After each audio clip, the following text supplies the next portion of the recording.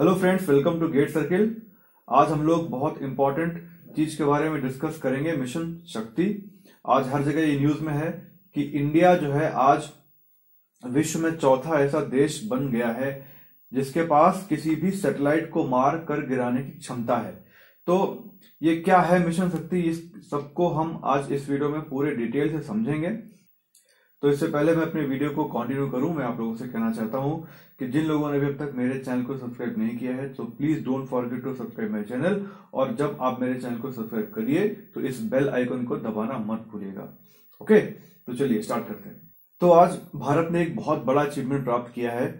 आज भारत मिसाइल के द्वारा किसी सैटेलाइट को मार गिराने वाला चौथा देश बन गया है ना। भारत ने एक ए-सैट मिसाइल होती है, एक anti satellite weapon successfully launch किया है और लो अर्थ ऑर्बिट LEO में एक सैटेलाइट को 3 मिनट के अंदर ही मारकर गिराया। ये भारत का खुद का सैटेलाइट था और 300 किलोमीटर की ऊंचाई पर स्थित था और भारत ने इसको 3 मिनट से भी कम समय में मारकर गिराया है। ये जो क्षमता है, ये जो ताकत है किसी भी सैटेलाइट को मारकर गिराने की, ये अब तक सिर्फ 3 देशों के पास थी, अमेरिका के पास, रूस के पास और चाइना के पास। और अब इस क्लब में भारत भी शामिल हो गया है। मतलब अब अंतरिक्ष में भारत किसी भी सैटेलाइट को मारकर गिरा सकता है और ये एक बहुत बड़ा अचीवमेंट है और बहुत इंपॉर्टेंट है ये इंडिया की सुरक्षा की दृष्टि से। तो ये सारी चीजें मैं आपको बताऊंगा कि क्यों ये इतना ज्यादा इंपॉर्टेंट है, क्यों ये आज इस हर एक जगह न्यूज में है और कहा जा रहा है कि बहुत बड़ा अचीवमेंट है ये, और इसके साथ ही भारत जो है अंतरिक्ष की महाशक्ति बन गया है। तो वो सब हम आगे डिस्कस करेंगे।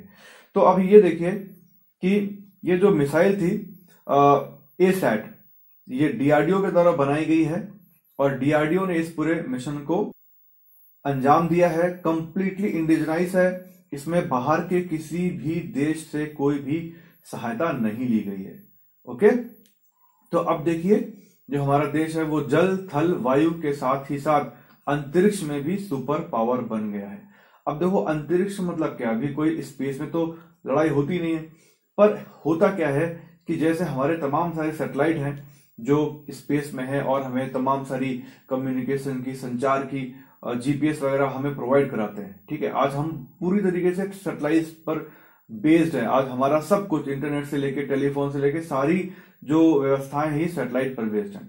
सपोज करो कि किसी कंट्री से हमारा युद्ध होता है और वो कंट्री हमारे सैटेलाइट को अगर मार देता है, ठीक है, जैसे US है, रसिया है, चाइना है। तो जैसे सपोज करो चाइना के साथ हमारी लड़ाई हो रही है और चाइना हमारे किसी ऐसे सैटेलाइट पर वार करता है जो कि उनकी एक्टिविटीज पर नजर रखता है ना। मिलिट्री सैटेलाइट होते हैं चाइना के करीब 30 मिलिट्री सैटेलाइट हैं आज के टाइम में जो स्पेस में है, और जो उनके दुश्मन कंट्रीज हैं, एनिमी कंट्रीज हैं, या जहां पे भी वो नजर रखना चाहे रख सकते हैं।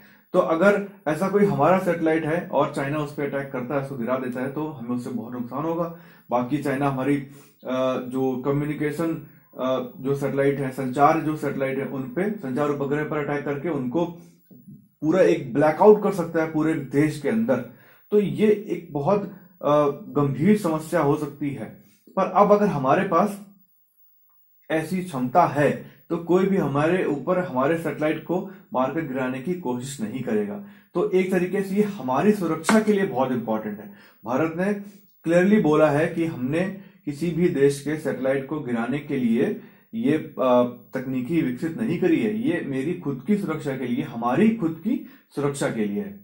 ठीक है, क्योंकि अगर हमारे पास भी क्षमता होगी तो कोई हमारे सैटेलाइट को छूने की कोशिश नहीं करेगा। तो ये इसका सबसे बड़ा इंपॉर्टेंस है जो कि मैंने आपको अभी बताया। ओके, तो आप इसमें 2-3 चीजें इंपॉर्टेंट है कि ए-सैट है क्या, LEO है क्या। देखो यार, ए-सैट क्या है, ये एंटी सैटेलाइट मिसाइल है। मतलब ऐसी मिसाइल जो सैटेलाइट को मारकर गिरा सके, वो है ए-सैट, सिंपल चीज है। और LEO है आपका लो अर्थ ऑर्बिट।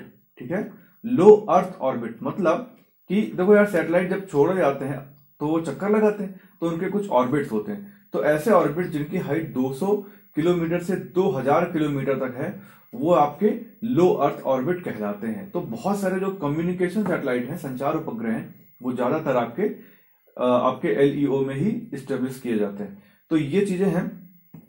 इसलिए ये इंपॉर्टेंट है। अब देखो कि ये इतना ज्यादा इंपॉर्टेंट है क्यों इंडिया के लिए। मैंने आपको जैसे अभी बताया कि सामरिक दृष्टि से ये कितना इंपॉर्टेंट है, भारत की सुरक्षा से की दृष्टि से ये कितना ज्यादा इंपॉर्टेंट है, पर इसके और भी बहुत सारे मायने हैं। सबसे पहले आपको बताया मैंने कि ये पूरी तरीके से भारत में विकसित किया गया, किसी भी देश की इसमें कोई भी सहायता नहीं ली गई है। पहली बात, most important for India security, मैंने आपको बताया कैसे ये भारत की सिक्योरिटी के लिए बहुत इंपॉर्टेंट है। अब देखो जो तीसरा बहुत इंपॉर्टेंट पॉइंट है कि ये जो मिशन था वो बहुत रिस्की मिशन था। अब देखिए कैसे रिस्की था कि देखो यार, ये हमारे जो अर्थ है इसके आसपास बहुत ज्यादा सैटेलाइट फैले पड़े हैं। नासा की जो रिपोर्ट है उसके हिसाब से करीब 7,40,000 ऐसे स्पेस ऑब्जेक्ट हैं एलईओ के अंदर।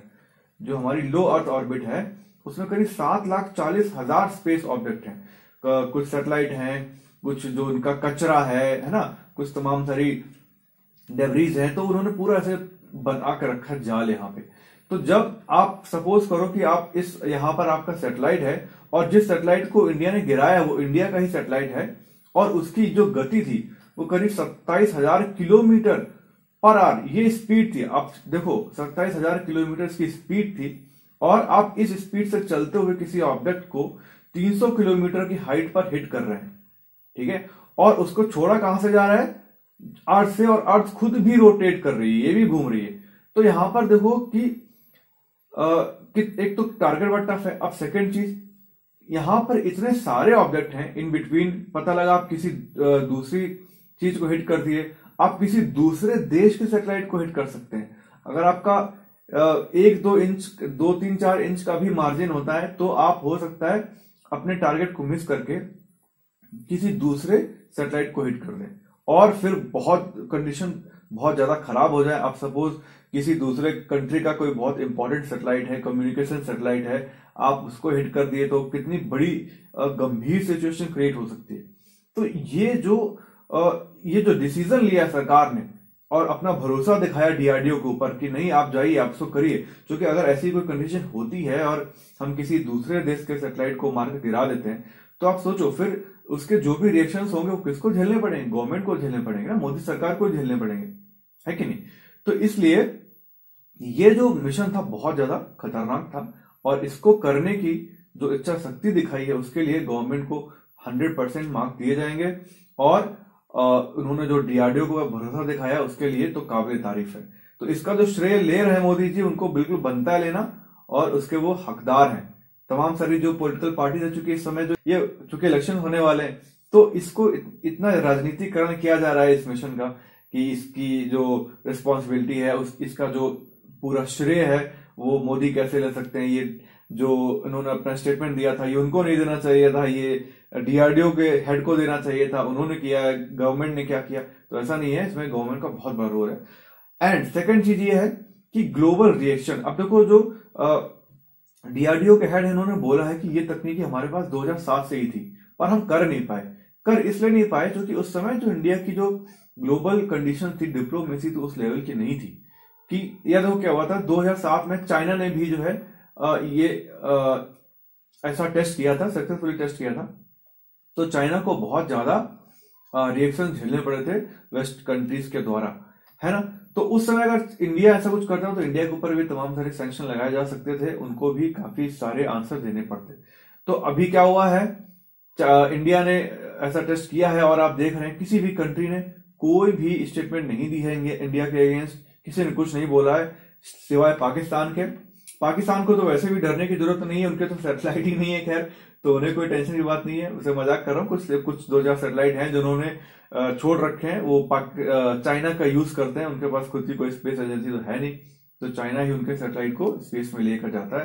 तो पाकिस्तान ने थोड़े स्ट्रॉन्ग रिएक्शन दिए हैं पर उनका कोई मतलब नहीं है। चाइना ने भी रिएक्शन दिया है पर वो बहुत माइल्ड है, उन्होंने बस यही बोला है कि स्पेस को थोड़ा पीसफुल होना चाहिए, स्पेस का यूज सब को, इसको एक वार जोन नहीं क्रिएट करना है, इस टाइप का उन्होंने एक सिंपल स्टेटमेंट दिया है। और वो कुछ दे भी नहीं सकते, हम खुद ही करके बैठे हुए हैं तो वो क्या ही बोलेंगे हमको, है ना। तो ये सारी चीजें थी। ग्लोबल रिएक्शन बिल्कुल नहीं आई है, किसी ने भी कुछ नहीं कहा है इंडिया के अगेंस्ट। तो ये क्यों हुआ है, क्योंकि इंडिया की डिप्लोमेसी जो इस समय है वो बहुत अच्छी है, बहुत सारे जो कंट्रीज हैं वो इंडिया पे ट्रस्ट करते हैं, फेवर करते हैं, तो वो लोग इवन ये बहुत बड़ी बात है, आप किसी भी देश के सैटेलाइट को मार कर गिरा सकते हैं, है ना। आप सोचो, आप इमेजिन करो इंडिया पाकिस्तान के साथ वार चालू हो गया और जो आज के टाइम में जो टेक्निक है वो सारी की सारी सैटेलाइट है।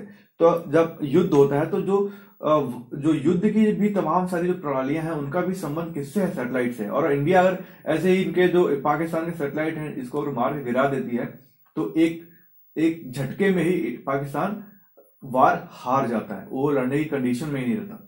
आप समझ रहे हो कितना ज्यादा इंपॉर्टेंट है ये।